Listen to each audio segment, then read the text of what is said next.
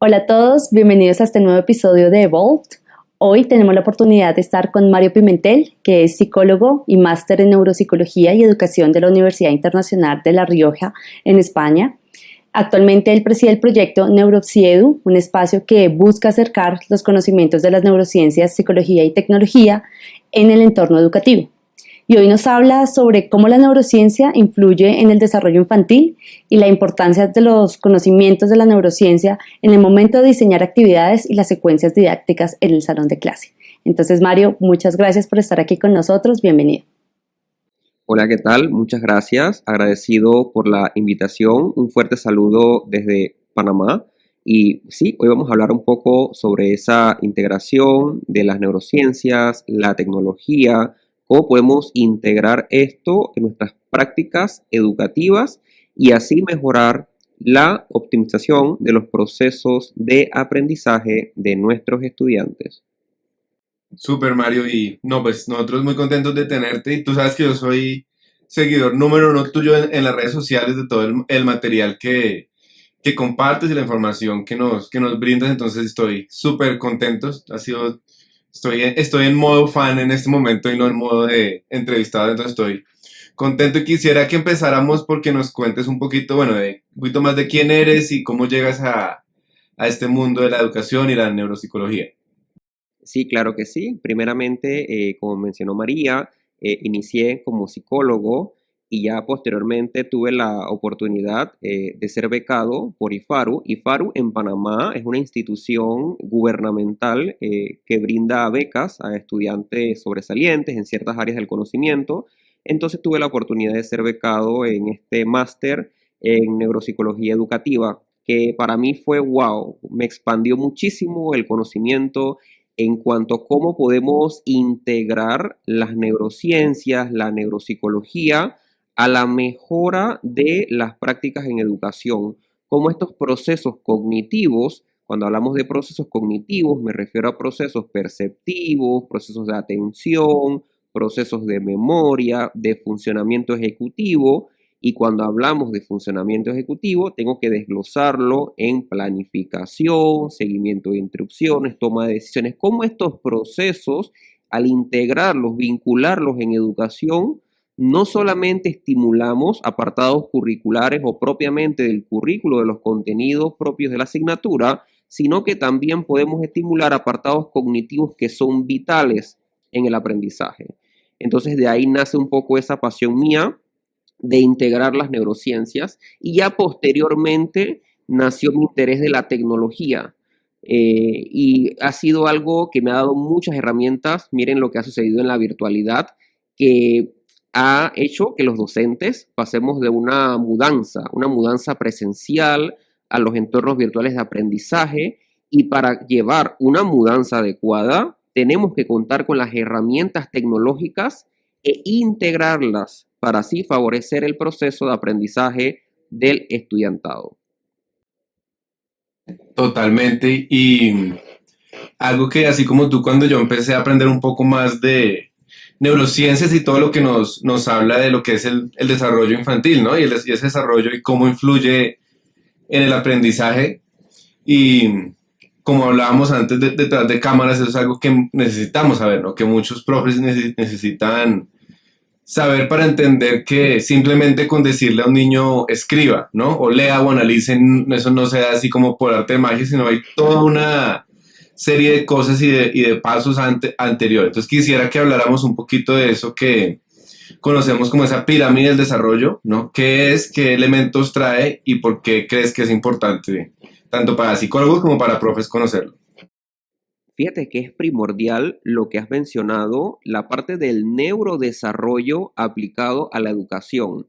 ¿Por qué motivo? Porque el cerebro humano, como todo órgano, pasa por un proceso madurativo, y en ese proceso madurativo se deben de cumplir ciertos espacios donde el chico pueda estar preparado para poder consolidar ciertos aprendizajes. Doy un ejemplo muy sencillo y que es muy común en educación, por ejemplo, la lectura o la lectoescritura, ¿ok?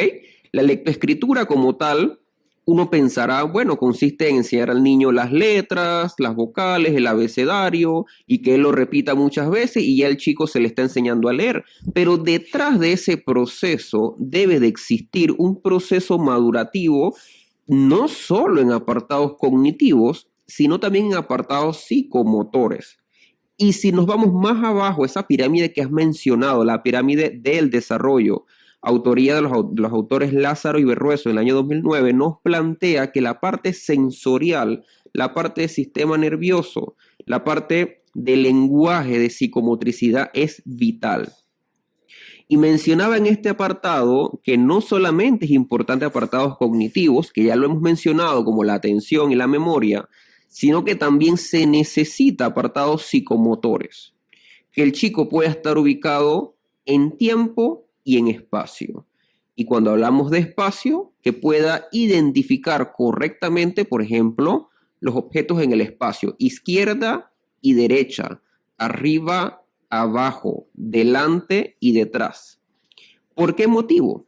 Porque cuando ese chico vaya a proceder a realizar una lectura o una operación básica como una suma o una resta, y el docente entonces le indica que, por ejemplo, uno resta o uno suma de derecha a izquierda y uno lee de izquierda a derecha o uno escribe de izquierda a derecha, entonces él va a estar en la capacidad de estar orientado no solamente en ambiente, sino también en su cuaderno. Todo se extrapola. Si yo a nivel de ambiente, de medio, estoy desorientado, eso se va a extrapolar al cuaderno y por tal motivo va a influir en el rendimiento académico. Me gusta mucho, Mario, cómo empiezas a mostrarnos la necesidad de orientar, ¿no?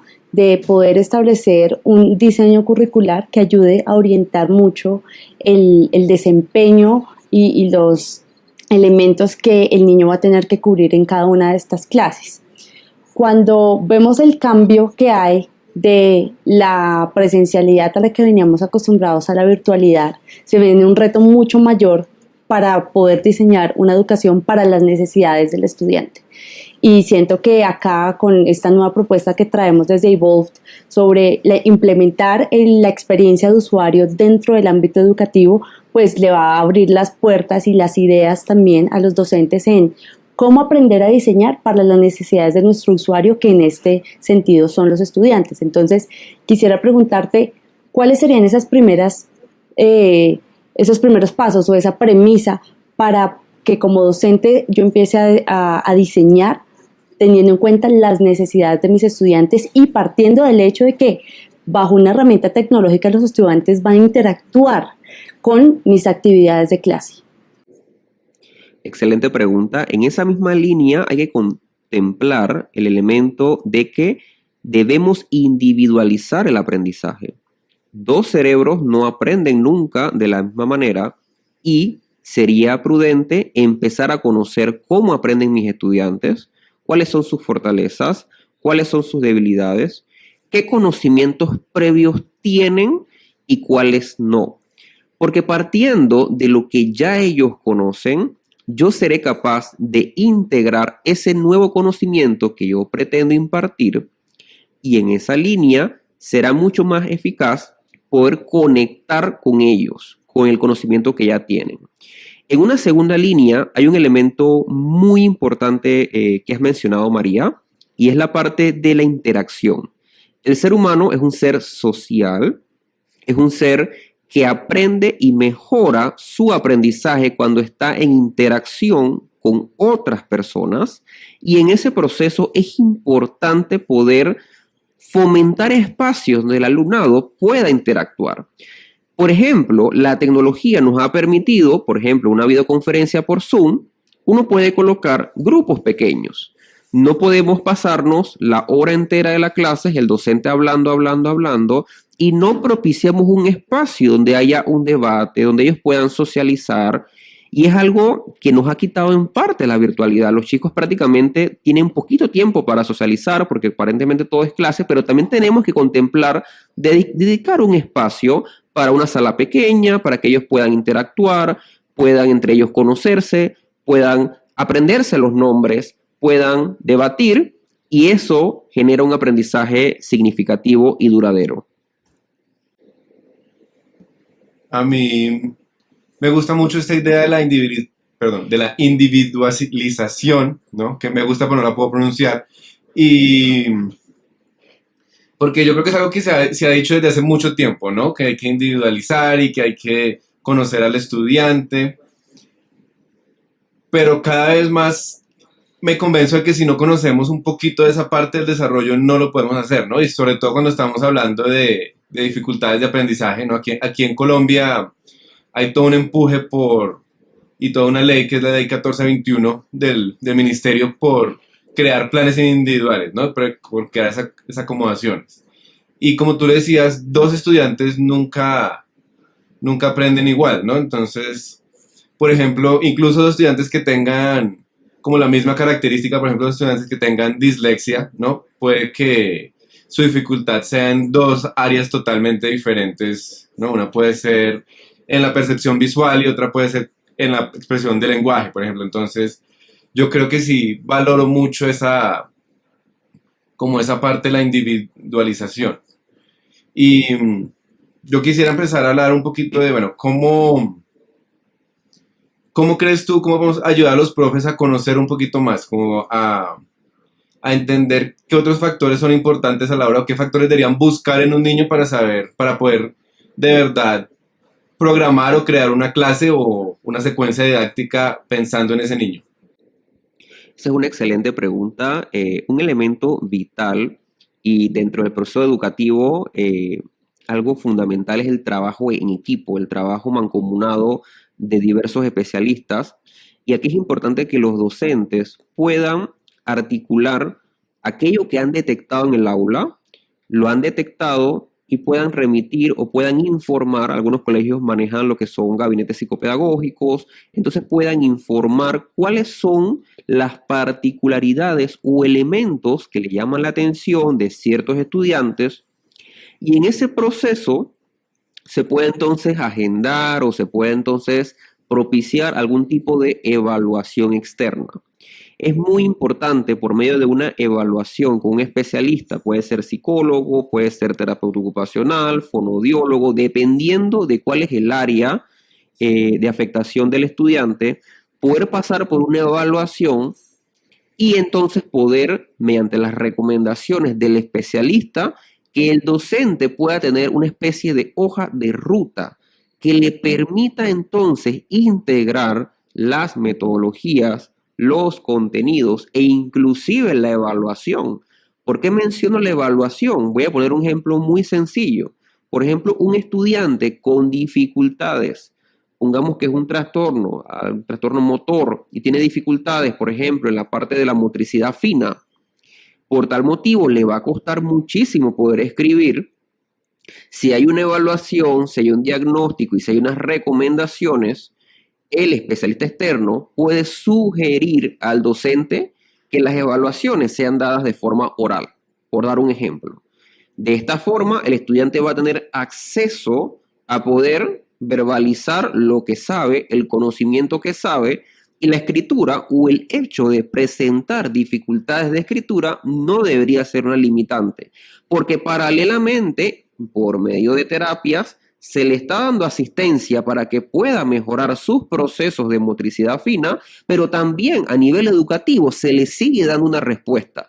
¿Y cómo se logra esto? Por medio de una evaluación que permita hacer recomendaciones, permita hacer lo que se le llama ajustes razonables, ya sea de contenido, de evaluación, de metodología, y en ese sentido darle respuesta no solamente a nivel educativo, sino a nivel terapéutico.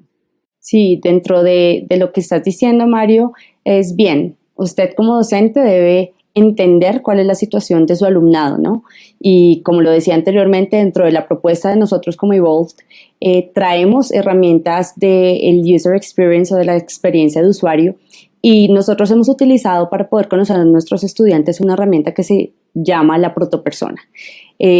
Esta protopersona nosotros la adaptamos a ser un protoestudiante, pero ¿qué nos permite esta herramienta? No solamente es saber cuáles son las dificultades del estudiante, saber quién es, qué edad tiene, qué gustos lo mueven, porque también es muy importante cada vez que se diseña una secuencia didáctica poder enganchar emocionalmente con el estudiante, sino nos permite dentro de ese protoestudiante que diseñamos poder tener los elementos necesarios para en el momento de aplicar la secuencia didáctica y de pensarla, tener diferentes opciones. Entonces, ¿qué puertas empieza a abrir a nivel mental en el docente?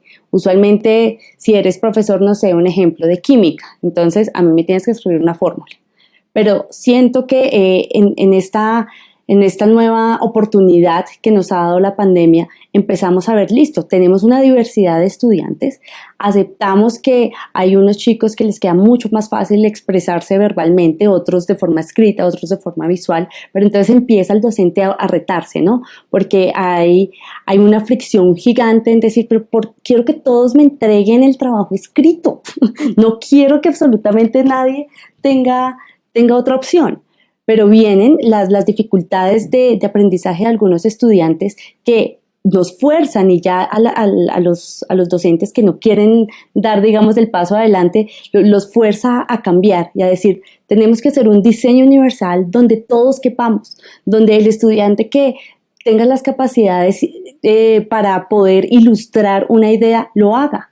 Y después vamos con las otras materias a articular el desarrollo también de la lectoescritura, el desarrollo de las habilidades para poder expresar una idea, pero tener en cuenta que nosotros no somos la única área, por así decirlo, en una escuela, y en la educación y crecimiento de un estudiante es esencial, porque cuando se piensa que solamente están viendo ciencias, entonces por eso necesito que me escriban, por eso necesito que en esta sesión solamente dibujen, etcétera, etcétera.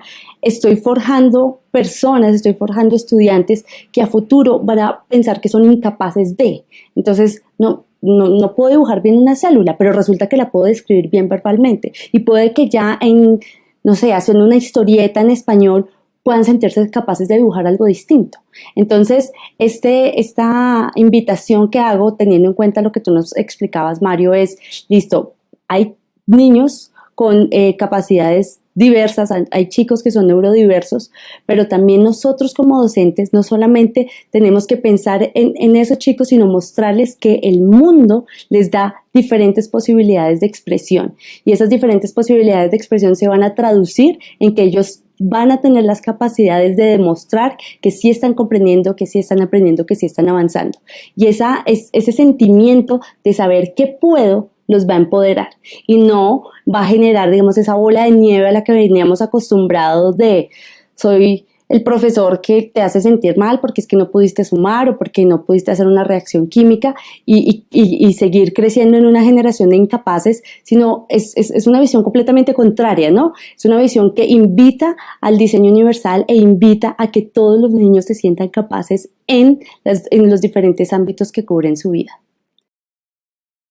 Me ha parecido muy atinado los elementos que has mencionado. De verdad que en ese sentido la educación debería de apuntar a fomentar en el estudiantado el ser el protagonista de su propio proceso de aprendizaje. Lo que has mencionado, creo que llegamos a esa conclusión, que ya ese modelo un tanto vertical, de que el docente estaba acá arriba y el estudiantado estaba acá abajo, y yo soy el que maneja el conocimiento, y yo como estudiante soy un receptor pasivo de la información, ya ese modelo realmente tradicional debería ya de irse pasar la página y actualizarlo a un modelo horizontal que permita que el estudiantado pueda tomar un rol activo de su aprendizaje.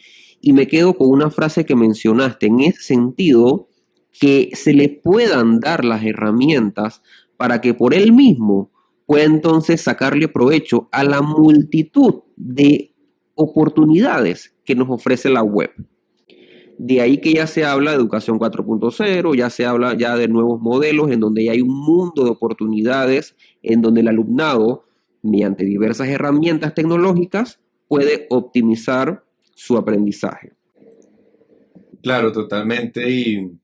Y yo hago la reflexión de que probablemente como ese escalonamiento tan vertical que tú mencionabas, se da mucho probablemente a una idea muy anticuada de como del desarrollo y de la diversidad humana, ¿no? De que todos aprendemos diferentes, tal vez en el pasado o sea, en un pasado muy reciente no se veía así, ¿no? Entonces el profe que veía a un estudiante que no participaba, que no hacía las cosas, creía que era simplemente por falta de interés, ¿no? Cuando de pronto había toda una serie de habilidades no desarrolladas o desarrolladas de una manera diferente detrás de esa conducta. Entonces yo creo que lo valioso que es lo que mencionaba María José de la protopersona y el protoestudiante, incorporar lo que nos da la neuropsicología, ¿no? Incorporar como todas esas medidas ya más cualitativas que le dicen al profe, mire, él se puede expresar, él está entendiendo, pero es que nunca lo va a poder hacer de manera escrita,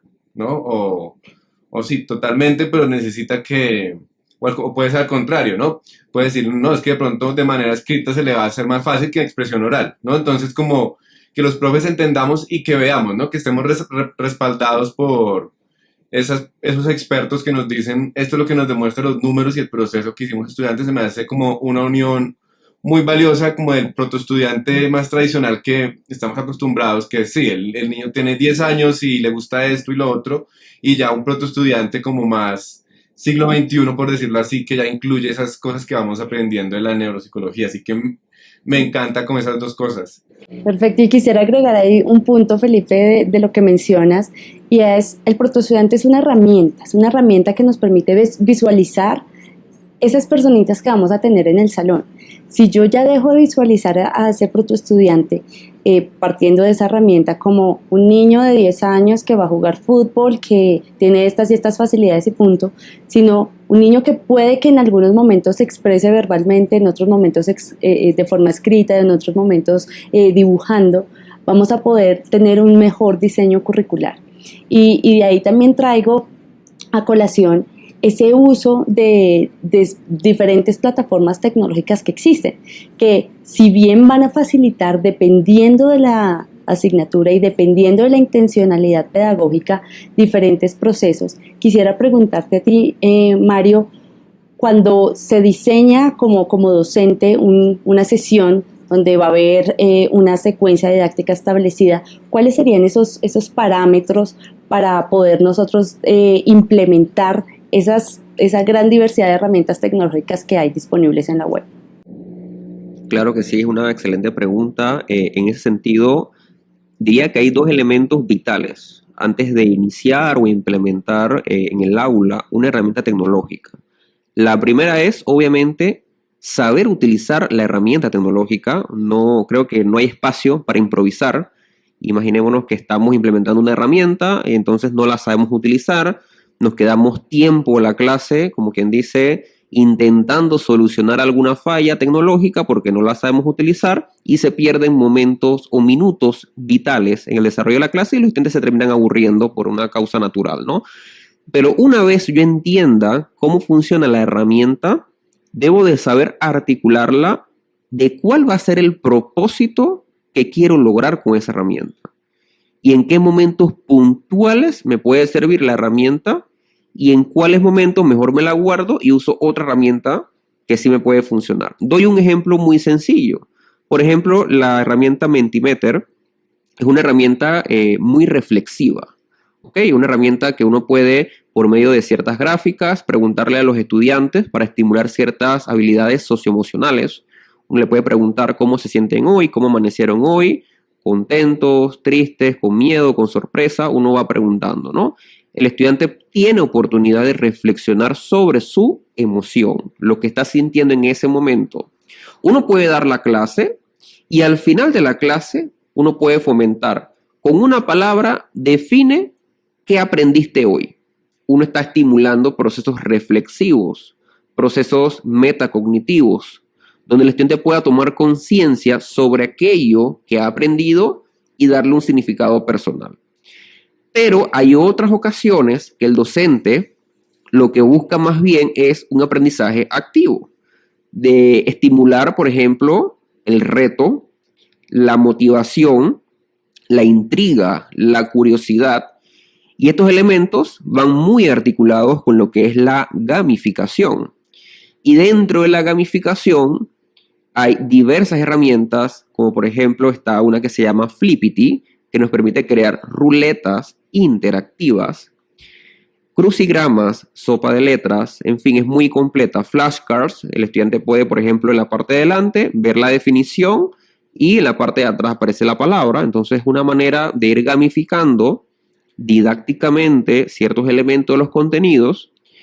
Pero si el docente desea de pronto algo más tipo cuestionarios y que entre ellos puedan competir sanamente, tal vez lo más prudente sería una que se llama Quizzes, que es muy parecida a Kahoot. Guardan mucha similitud en ese sentido. Entonces todo va a depender un poco de cómo el docente quiera integrar esos contenidos y en qué momento puntual quiere generar una reflexión, quiere generar un aprendizaje activo, quiere de pronto estimular el aprendizaje colaborativo. Usa Padlet. Padlet es un mural donde los estudiantes al final de la clase pueden comentar, pueden hasta añadir audio. Y entre ellos pueden escuchar el audio del compañero. Y con el hecho de escuchar el audio del compañero, seré capaz de también reforzar aquello que he aprendido.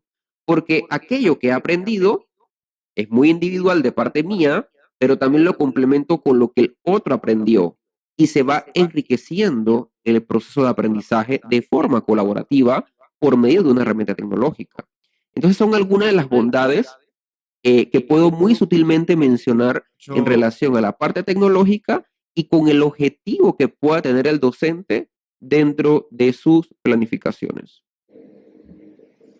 A mí me encanta que tú menciones como la importancia de tener muy claro de esa intencionalidad a la hora de como de fomentar esa emoción, ¿no? O sea, o que quiero que el estudiante esté haciendo, lo quiero más reflexivo, no lo quiero más analítico, lo quiero trabajando en grupo, lo quiero más introspectivo, porque eso es algo que a través del trabajo que hemos hecho y que manejamos, o sea, como liderado con el UX, con esa integración del UX a la educación, nos dimos cuenta que eso es algo que todo el mundo lo tiene muy claro. Cuando digo todo el mundo me refiero a esas otras áreas, ¿no? Desde el mercadeo, los negocios, la informática lo han tenido muy claro mucho tiempo y que como profesores nos habíamos vuelto como muy estáticos en ese desarrollo, ¿no? Simplemente era como, no, es que el estudiante tiene que ir a clase y yo no necesito que esté ni contento ni triste, no me importa, lo que necesito es que ponga atención y aprenda, ¿no? Y yo creo que poco a poco nos hemos dado cuenta también que la psicología nos ha dicho como no, es que las emociones influyen bastante, pero también llega otro punto en el que nos quedamos en el que no, es que el estudiante siempre tiene que estar contento y feliz y el profe tiene que ser un payaso. Y yo creo que con lo que toca es decir, no, o sea, hay momentos para todo, ¿no? Hay momentos para estar contento, hay momentos para estar un poco más reflexivos, hay momentos para estar más serios y me encanta que digas que esas herramientas, que hay diferentes herramientas porque parte de lo que nosotros hablamos de una secuencia didáctica desde el principio, desde la planeación, es crear lo que llamamos un mapa lineal de emociones, ¿no? Y es como trazar ese camino. ¿Cuándo necesitamos que el estudiante esté más activo? ¿Cuándo necesitamos que esté menos activo? ¿Y cómo hacerlo? ¿No? Y ahora que tú nos mencionas estas herramientas, pues podemos trazar literalmente emoción y ver la herramienta que mejor se nos conecta a ese proceso. Así que gracias, porque de verdad es como yo creo que puede llegar a ser o va a llegar a ser un salto muy grande en cómo vemos la educación. Quisiera que nos contaras de pronto un poquito más como de las emociones, por qué son tan importantes y si tú crees que, a diferencia de lo que muchos pensamos, que de pronto a través de una pantalla o a través de esos juegos didácticos no se generan las mismas emociones que en la vida real, si tú crees que eso es cierto o que si al contrario lo que tú has visto es que estas herramientas sí nos impulsan y sí nos llevan a manejarlas mejor. Sí, mira que lo resumo en una frase muy cortita.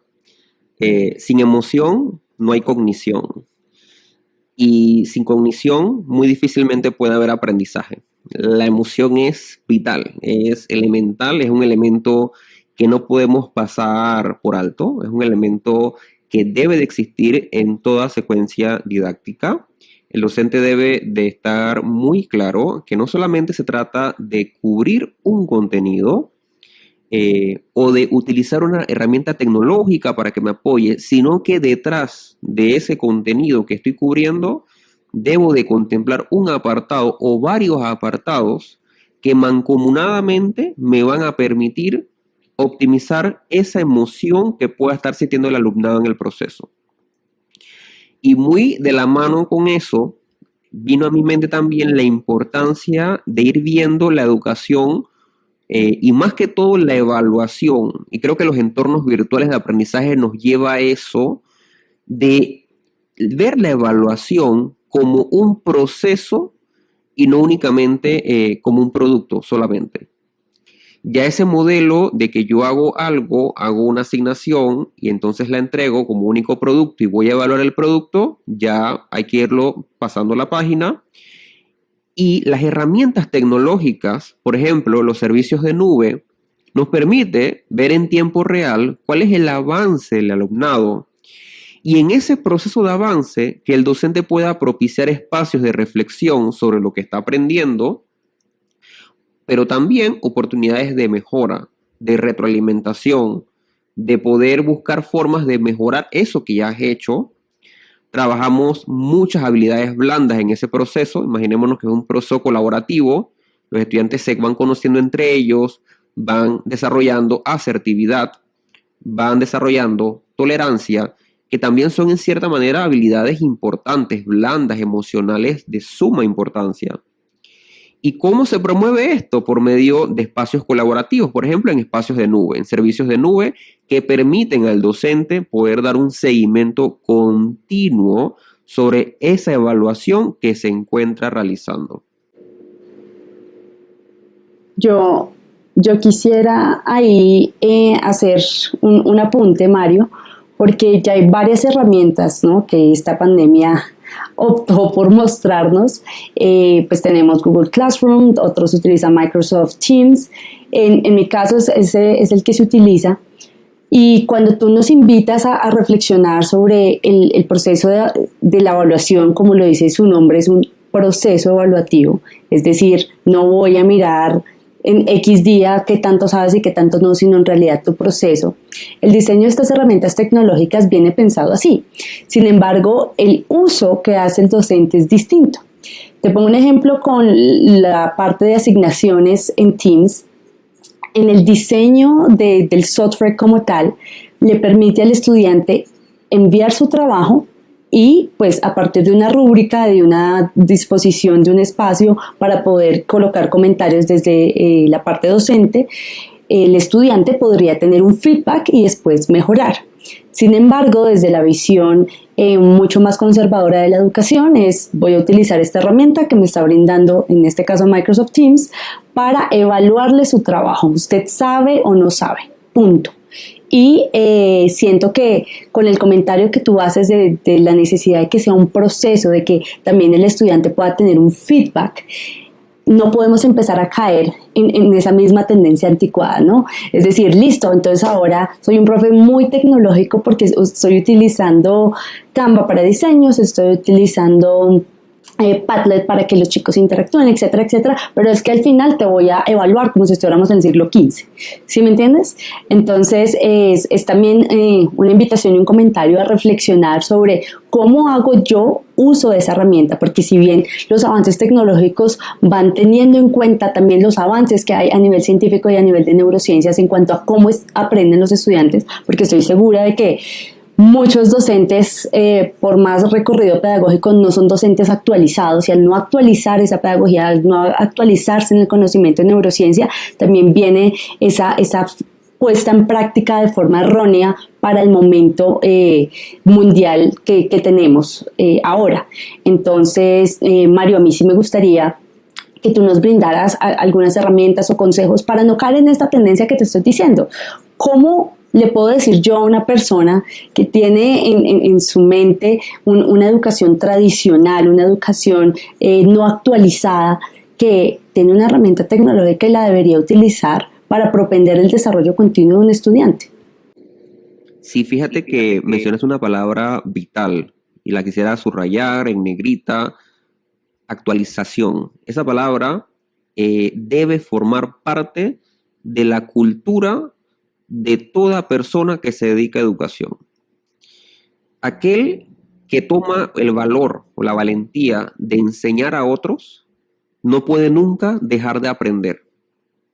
Porque si yo pretendo usar el manual que se utilizaba en el siglo XX, ese manual va a tener mucha interferencia en el momento actual en el que estamos. Un siglo XXI, en donde estamos en un momento de pandemia, por el momento, en abril de 2021, y va a haber interferencia en ese proceso. Una vez ese docente ha adoptado como cultura la actualización, y es parte también de algunos cambios que deberían de poder propiciarse, es poder tener en cierto modo, propiciar espacios de acompañamiento pedagógico. Algunos colegios manejan acompañamiento pedagógico. ¿Qué significa eso? Que otros docentes tienen la oportunidad de poder supervisar en cierto modo tus clases y darte algún tipo de retroalimentación sobre apartados que puedes mejorar. Y ver este proceso como un proceso enriquecedor en donde el otro me puede dar una mano con apartados a mejorar, y de esa forma entonces voy mejorando mis planificaciones futuras. El tema está que muchas veces este acompañamiento pedagógico muchas veces no se da, en algunos casos. En otros casos sí puede darse, pero tal vez hay algún elemento interno de competencias blandas o actitudinales que de pronto a muchos docentes no les agrada que le digan qué puede mejorar. Y en ese sentido, estar abierto a la crítica, pero una crítica constructiva, estar abierto a la mejora, estar abierto a de que puedo ser mejor docente cada día, de que es un trabajo de vocación, un trabajo de amor, un trabajo que estoy lidiando con seres humanos, y todo trabajo que tenga que ver con seres humanos es muy delicado. De ahí la importancia de que el docente pueda reflexionar y pueda decir: necesito un acompañamiento, necesito otras opiniones, necesito buscar ayuda. Aparte de la actualización, que es válida, la teoría es válida, muy válida, pero realmente en la práctica, ¿cómo sé que lo estoy llevando de una forma adecuada? La actualización es una de las mejores vías. Ese acompañamiento de otros docentes hacia mí, junto a la actualización, es una excelente manera de poder mejorar nuestras prácticas educativas. Total, y yo creo que necesitamos más espacios y más colegios y lugares donde se dé ese tipo de prácticas, ¿no? Yo siento que en la educación, sobre todo en nuestros países, estoy hablando de Latinoamérica, tiende a ser un poquito aislada y el maestro tiende a ser un profesional muy aislado, ¿no? Donde no, de pronto no conoce esos recursos y no se ha implementado esa mentalidad que tú mencionabas de, ok, tengo que como que bajar mi ego, aunque esa palabra suena un poco fuerte, pero bajar de pronto mi ego un poco, dejarlo un poco al lado y aceptar críticas constructivas de otras personas, ¿no? Es decir, o sea, aceptar que estoy haciendo mal, y también yo admito que al ser una profesión que yo siento que muchos de nosotros lo hacemos con el corazón, no es fácil escuchar a ti como profe que te digan que lo que estás haciendo de pronto está mal, o de pronto, si me entiendes, de que de pronto no tiene el mismo impacto que tú quisieras, pero como tú muy bien lo dijiste, la educación es importante y tenemos en nuestras manos la vida de otras personas y el futuro de los niños. Entonces yo creo que es muy importante empezar a tener esa mentalidad, y esa es la importancia de espacios como estos en donde hacemos esa reflexión, otros nos pueden escuchar, y espacios como, digamos, tu trabajo, en el que también das a conocer diferentes herramientas y la importancia. O sea que te animo a seguir haciéndolo y agradecerte por ayudarnos a nosotros también a hacerlo. Y quisiera hacerte una pregunta o dos preguntas como para empezar a cerrar. La primera es: tú mencionaste esto de actualización, ¿no? Y pues el mundo y la pedagogía cambia y gira y se mueve a un nivel rapidísimo, y hay muchas opciones hoy en día, que es muy bueno, pero uno como docente que se quiera actualizar de pronto no sabe por dónde empezar. ¿Qué recomendarías tú? Como, miren, vayan, búsquense un curso de esto o una clase de esto. Como que dos o tres como cursos o temas importantes querías tú que no pueden faltar en el repertorio de un docente. Fíjate que es muy interesante porque en esa línea la parte de neurociencias ha venido poco a poco cobrando mayor interés por docentes, por lo menos acá en Panamá lo he notado cuando he desarrollado algunas capacitaciones. Entonces, un docente moderno del siglo XXI, si nos ponemos a reflexionar qué competencias requiere y cómo en función de esas competencias puedo buscar posibles actualizaciones, yo diría que una de las elementales es la parte de neurociencias. Por una parte muy sencilla. Si yo comprendo y entiendo no solamente cómo aprende el cerebro, sino cómo puedo enseñar en función del cerebro de mis estudiantes, he logrado muchísimo. Pero para entender eso se requiere actualización en neurociencias, pero también en tecnología. Porque conocer las herramientas no solamente involucra sobre funcionamiento, cómo la puedo implementar, sino también la intención de la herramienta, pero también cómo esa herramienta se puede integrar con los postulados que me indican las neurociencias. Las neurociencias no dicen la teoría. El ser humano aprende colaborativamente, el ser humano hay que fomentar espacios reflexivos, fomentar competencias de aprender a aprender, la metacognición, que ya debemos ir poco a poco. La parte memorística es importante, pero ir pensando en un aprendizaje más metacognitivo, ok, eso nos lo dicen las neurociencias. Pero la tecnología es lo que nos permite articular eso con los postulados de las neurociencias. Y otro elemento fundamental, la parte didáctica.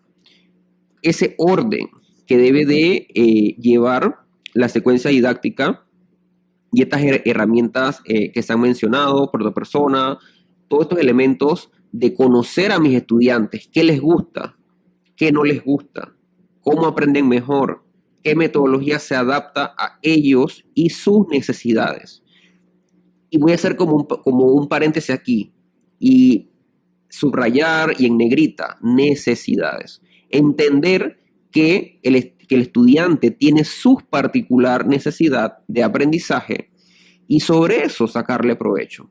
Porque aquello que nos genera placer, aquello que nos motiva, obviamente incrementa la probabilidad de que podamos propiciar un aprendizaje duradero.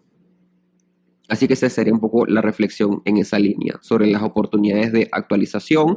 Hay diferentes cursos dentro del mismo YouTube, por ejemplo, ofrece muchas bondades para poder escuchar diversos especialistas en la temática. De estos espacios, con Evolve, por ejemplo, estos espacios son súper valiosos. Ahora mismo un docente nos puede estar escuchando y puede tal vez hacer reflexión sobre algo que tal vez antes no había tomado reflexión. Con escuchar este podcast en este momento, ese docente está ganando muchísimo. Así que animarlos a que puedan seguir Evolve en sus redes sociales, a Neurociedu, y ahí poco a poco van mejorando sus competencias.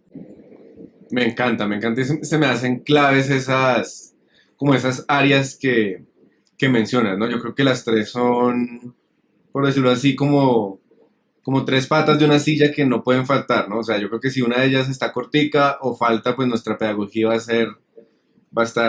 estar coja. Entonces, no, se me hacen tres puntos claves y quería pues terminar por preguntarte un poco de dónde te podemos encontrar, qué servicios ofreces tanto para las personas que estén en Panamá como los profes que estén por fuera de Panamá, en otros lados del mundo, que sé que también pueden acceder a tus productos y servicios. Y pues como paréntesis, antes de que nos digan, solo hago como la propaganda de que son espectaculares y yo te sigo mucho en las redes y me encanta, o sea que por favor, si no escuchan nada más de este episodio, que escuchen dónde encontrar a Mario y aprovechar lo que él comparte con nosotros. Sí, claro, muchas gracias por el espacio. Me pueden encontrar en redes sociales, desde el YouTube, Instagram, LinkedIn, pueden escribir Neurociedu.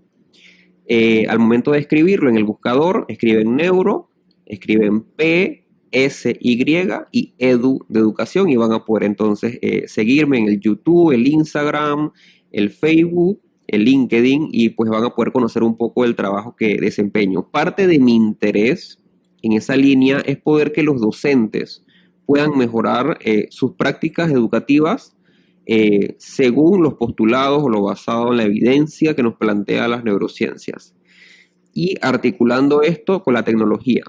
Entonces estamos abiertos para poder brindar algún tipo de capacitación, algún tipo de actualización docente, ya sea en Panamá o fuera de Panamá.